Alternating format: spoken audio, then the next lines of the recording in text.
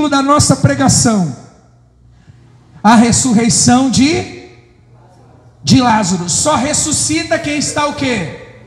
Quem está morto. Curva a sua cabeça, deixa eu orar em nome de Jesus. Espírito Santo, fala conosco através dessa palavra. Que não seja eu a falar, mas que seja o Senhor. Fala conosco nessa noite. Fala com cada pessoa que vai ouvir essa mensagem. Pessoas que vão ouvir essa mensagem na sua casa, pessoas que vão ouvir essa mensagem no seu trabalho, pessoas que vão ouvir essa mensagem, meu Pai, talvez no hospital, enfim, aonde chegar essa mensagem não é minha, mas é do Senhor. Me usa como canal de bênção para falar com cada uma dessas pessoas, em nome do Pai, em nome do Filho e do Espírito Santo. Você que crê, diga amém e diga graças a Deus. Vamos lá, João capítulo 11, no verso, vamos ler do 3 em diante. Posso ler em nome de Jesus? Pode abaixar por gentileza o fundo, obrigado. Deixa bem baixinho, obrigado. Diz assim, presta muita atenção.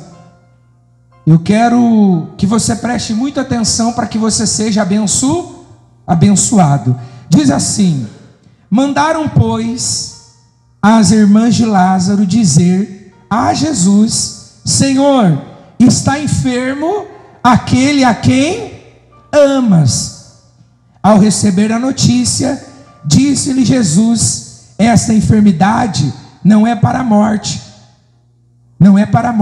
e sim para a glória de Deus, a fim de que o Filho de Deus seja glorificado, a fim que o Filho de Deus seja por ela glorificado. Ora, amava Jesus a Marta, sua irmã e a Lázaro. Olhe para mim para você entender a história. Lázaro, ele fazia parte do círculo de amizade de Jesus. Lázaro, ele era um homem que Jesus, vira e mexe, Jesus ia na casa dele. Lázaro era um homem que Jesus era amigo dele. Jesus era um jovem e Jesus, ele tinha um ciclo de amizade. E desse ciclo de amizade estava Marta, Maria, e estava também quem? Lázaro. E Lázaro, Jesus estava em outra cidade. Veio um mensageiro, uma pessoa, por intermédio das irmãs de Lázaro, avisando que Lázaro estava o quê? Doente, que Lázaro adoeceu. E quando Jesus ouviu isso, Jesus mandou dizer que o quê? Que não era para a morte. Jesus mandou dizer que não era para a morte.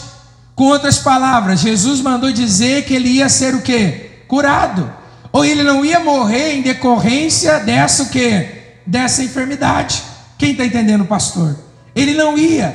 Então, quando eles ouviram aquilo, ele ouviu aquilo que não era para a morte, com certeza aqueles mensageiros foram até as irmãs de Lázaro e falaram isso. E falaram.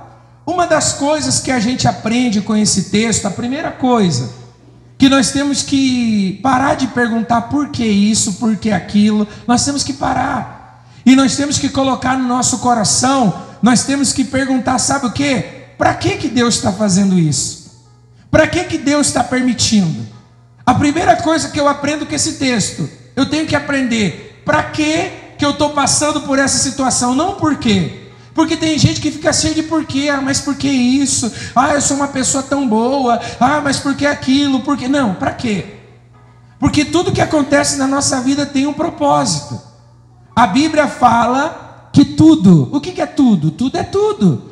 Tudo coopera para o bem daqueles que amam a quem? Quem ama a Deus? Se ama a Deus, tudo coopera para o bem daqueles que amam a Deus. Então, eu tenho que perguntar, para quê? Não por que eu estou passando por essa luta. Então a primeira coisa que a gente aprende com esse texto, para que nós estamos passando por isso? Porque até coisas ruins é para o nosso bem. Às vezes Deus precisa nos parar de alguma forma, para a gente não se destruir. Às vezes Deus precisa falar não para nós, porque se Ele só falar sim, nós não vamos dar valor. Não vamos. E olha só, seguindo aqui, lá no 5 diz assim: ora, amava Jesus a Marta, sua irmã e a Lázaro. Segunda coisa que eu aprendo com esse texto. Desse texto nós podemos extrair muitos ensinamentos para a nossa vida. Desse texto nós podemos extrair muitas coisas boas. Mas mais uma coisa que eu aprendo aqui, que o fato de Deus nos amar não nos ausenta de lutas. O fato de Deus não nos amar não nos ausenta de nós passar dificuldade. O fato de Deus nos amar não impede a gente do quê? De viver muitas vezes momentos difíceis. Porque quando a gente passa momento difícil, a primeira coisa que às vezes a gente fala é: por que Deus permitiu? Será que Deus não nos ama? Será que Deus está chateado com a gente? Por que eu estou recebendo o castigo de Deus? Gente, a minha Bíblia fala que as misericórdias de Deus, elas se renovam a cada manhã. O que você fez ontem de errado, Deus, Ele perdoou. Por isso que você está acordado hoje. Por isso que você está aqui hoje. Diga glória a Deus. Amém, pessoal? Então, a segunda coisa que eu aprendo com esse texto: não é porque Deus nos ama que nós não vamos passar às vezes momentos difíceis.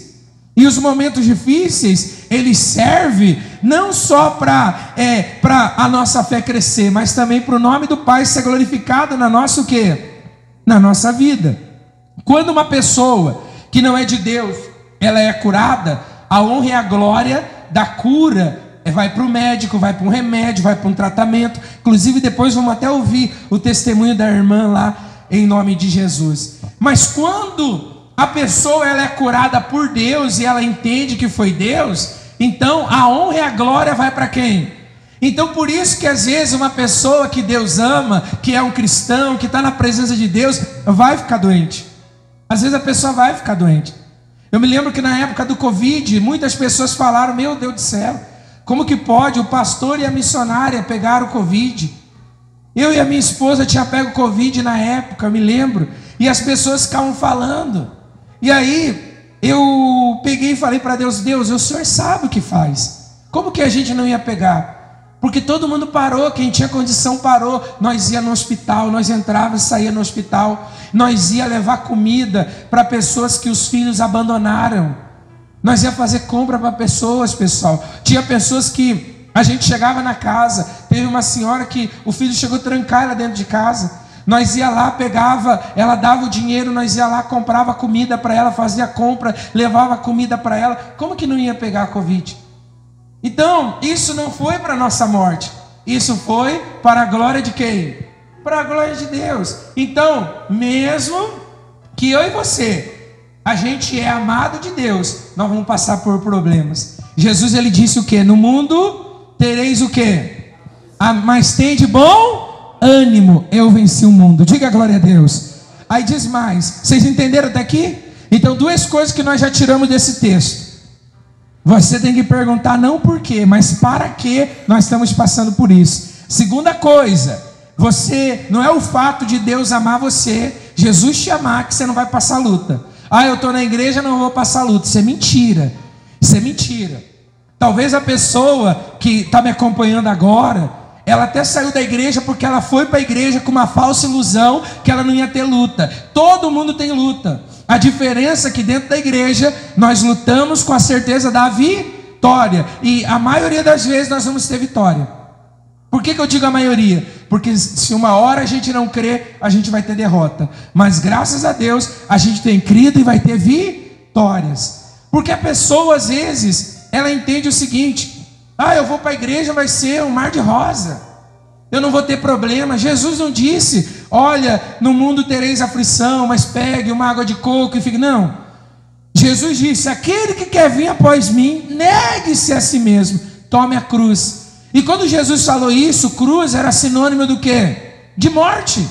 Não é que nem hoje que a gente tem camisa, a gente tem, as mulheres usam brinco de cruz, usa pingente de cruz. Naquela época não. A cruz era pena de morte, então ninguém estampava uma cruz assim. A cruz virou um símbolo de vitória depois que Jesus morreu crucificado e ressuscitou. Mas antigamente não era assim. Jesus quis dizer: aquele que quer vir após mim, negue-se a si mesmo. E negar a nós mesmos é difícil, pessoal. É fácil a gente vencer o diabo porque a gente vence em nome de quem? De Jesus. É fácil. Agora, é fácil a gente olhar o erro dos outros, mas o difícil é a gente olhar para o nosso erro. A Bíblia fala: por que tenta tirar o cisco do olho do teu companheiro se tem uma trave no seu?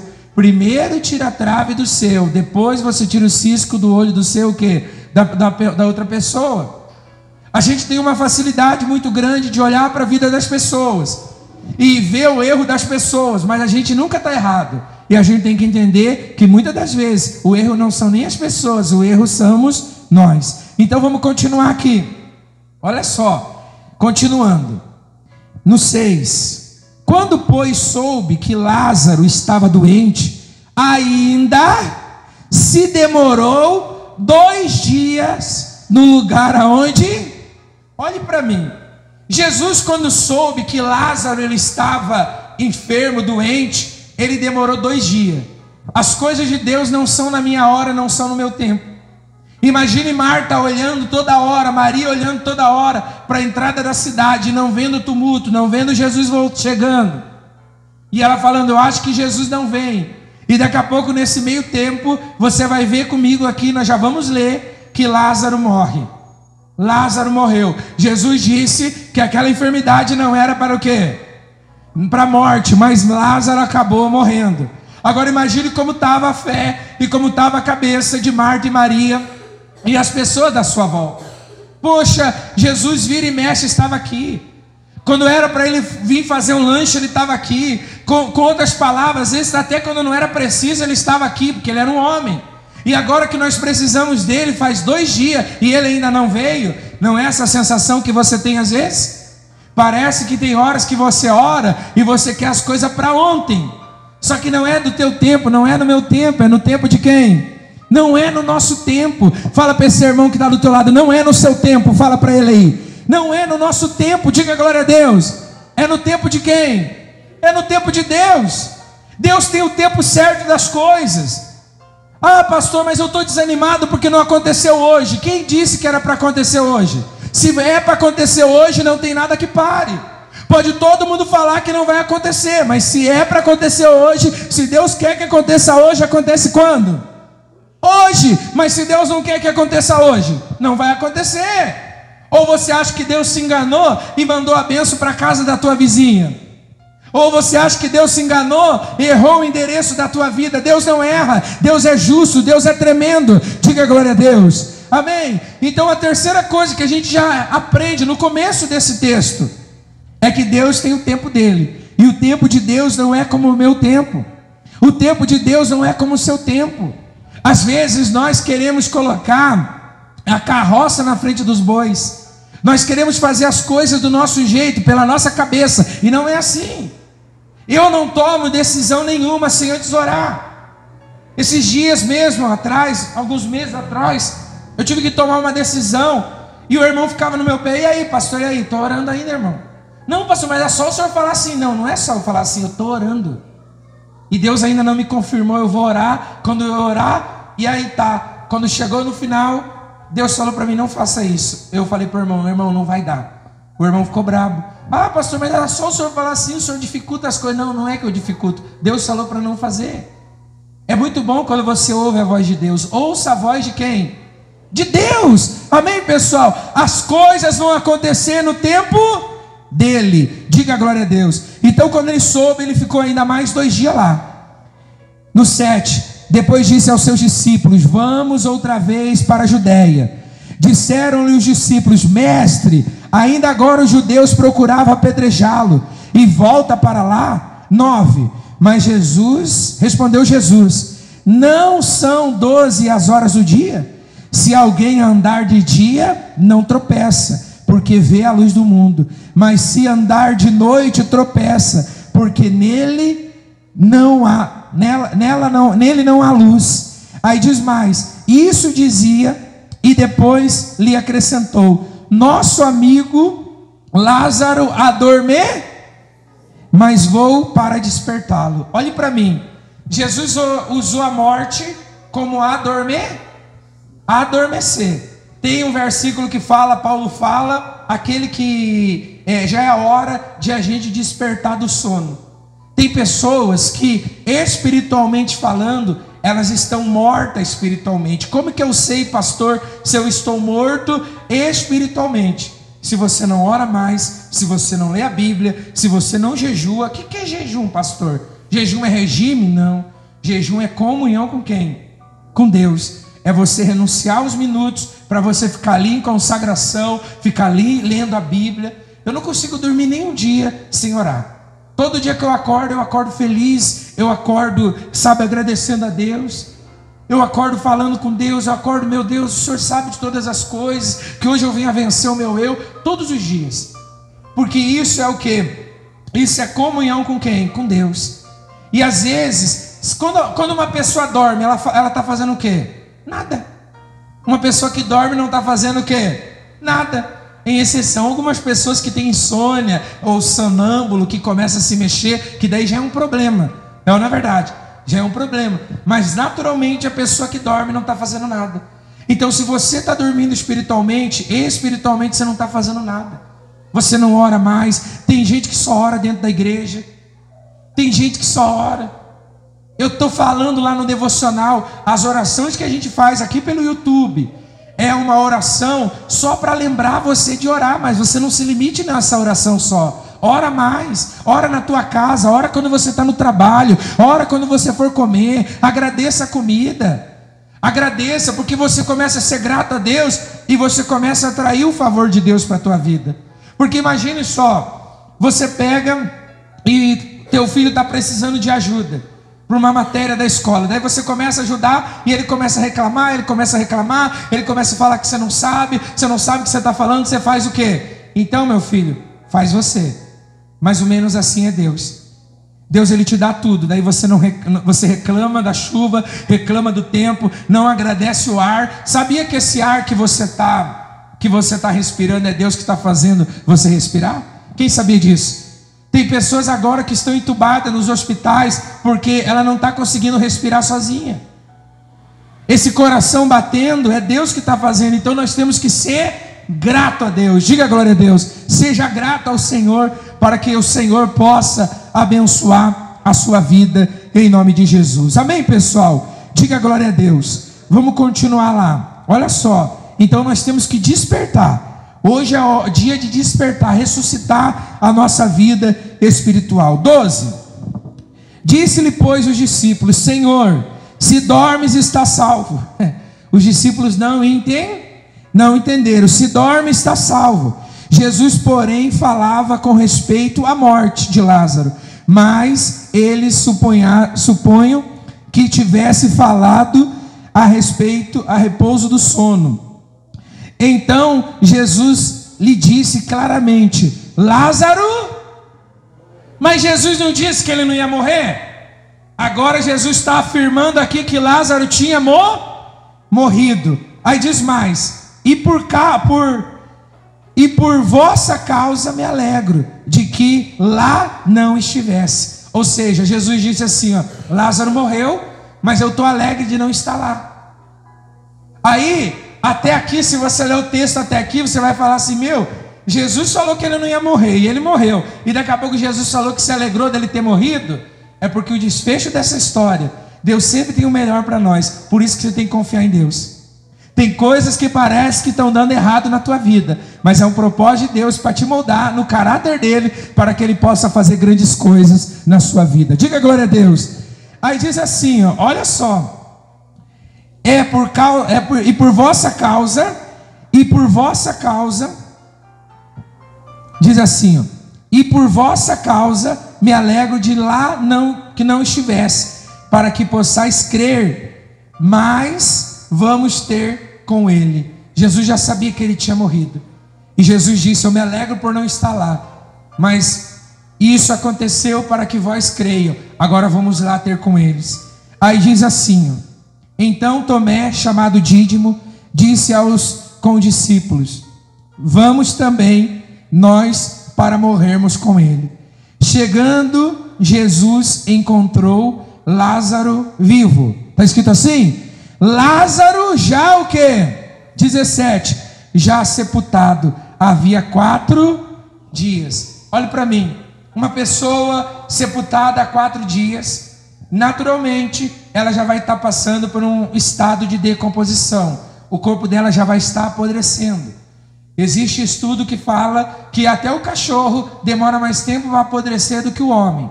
O homem, você pode ver, um velório, naturalmente, se não foi feita uma autópsia, não foi tirado os órgãos internos da pessoa, ele tem que ficar no máximo 24 horas, e às vezes nem chega a isso. Por quê? Porque acontece do corpo já começar o quê? Os órgãos pararam, o corpo já começa a apodrecer. É muito rápido. Agora imagine uma pessoa que morreu há 4 dias. Há 4 dias Lázaro estava sepultado. Não tinha mais, humanamente falando, o que fazer. Talvez a tua vida espiritual, humanamente falando, não tem mais o que fazer. Você entrou num abismo que você está fazendo errado e você acha que está certo. Você entrou num abismo que você chega a acreditar na mentira que você conta. Tem pessoa que chega a acreditar na mentira que ela conta, e ela acha que as pessoas que estão ouvindo estão acreditando. Tem pessoas que ela entrou num abismo tão difícil da vida dela, que humanamente falando é impossível ela mudar. Humanamente falando é impossível ela se converter. Humanamente falando é impossível ela ressuscitar. Mas o Deus que ressuscita está aqui e vai te ressuscitar. Vamos lá para o 21, pula para o 21 lá, Caetano, por gentileza. 21, diz assim, ó. Olha só, Jesus chegou lá, ele já estava morto 4 dias. Disse-lhe, pois, Marta a Jesus: Senhor, se estivesse aqui, não teria morrido o meu o quê? É verdade ou mentira isso, pessoal? Verdade ou mentira? Verdade. Quando Jesus está na vida de uma pessoa, quando Jesus está nessa vida, é impossível a pessoa morrer. Mas essa ausência de Jesus faz haver essa morte espiritual. Se Jesus estivesse com Lázaro, quando Lázaro começou a ficar doente, Jesus ia tocar nele e ia abençoar. Muitas das vezes nós estamos mortos espiritualmente, porque quando nós ficamos doentes, nós não pedimos ajuda para Deus. Nós começamos a fazer do nosso jeito, o pecado é bom, o pecado é delicioso, o pecado é doce. O problema do pecado é a consequência que ele traz. Parece que quando eu estou fazendo a coisa errada, parece que eu estou ganhando. Ah, que legal, fiz isso, enganei fulano, enganei Beltrano. Ah, eu sou muito esperto, ninguém está sabendo. Mas depois, esse pecado vai trazer para a nossa vida uma consequência muito amarga. Eu falava, quem me dera se pecar fosse tomar uma injeção penicilina bezetacil.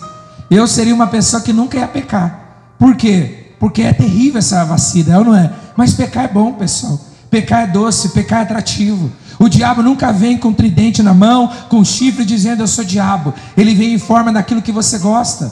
Se a tua tentação é dinheiro, o diabo vai vir em forma de dinheiro. Se a tua tentação é homem, é mulher, ele vai vir em forma do que você é tentado. E tem várias outras. Eu podia ficar a noite inteira aqui falando sobre tentação, porque cada uma pessoa é diferente do outro. Tem pessoas que ela fala assim: pastor, nesse mal eu nunca vou pecar, porque eu sei que isso não é minha fraqueza. Você sabe ou não sabe qual é a tua fraqueza? Sabe ou não sabe? Sabe, todo mundo sabe. Então, Marta fala uma coisa aqui muito séria. Se o Senhor estivesse aqui, o meu irmão não teria morrido. Se Jesus está na vida de uma pessoa, não tem como haver uma morte espiritual. Ainda que ela fique doente, Deus vai curar ela espiritualmente falando. Diga glória a Deus. Aí diz mais, olha que forte, diz mais, mas, olha o que essa mulher vai falar. Mas também sei que mesmo agora, tudo quanto pedires a Deus, Deus te concederá. Declarou-lhe Jesus: teu irmão há de ressurgir. E no 24 ela diz: eu sei, replicou Marta, que há de ressurgir na ressurreição no último dia. Disse-lhe Jesus: eu sou o quê? A ressurreição e a vida. Quem crê em mim, ainda que morra, viverá. E todo aquele que vive e crê em mim, não morrerá eternamente. Crê nisto? Olhe para mim. Jesus está dizendo: eu sou a ressurreição e o quê? E a vida. Talvez você está me ouvindo agora, e você diga assim: como que eu vou mudar a história da minha vida?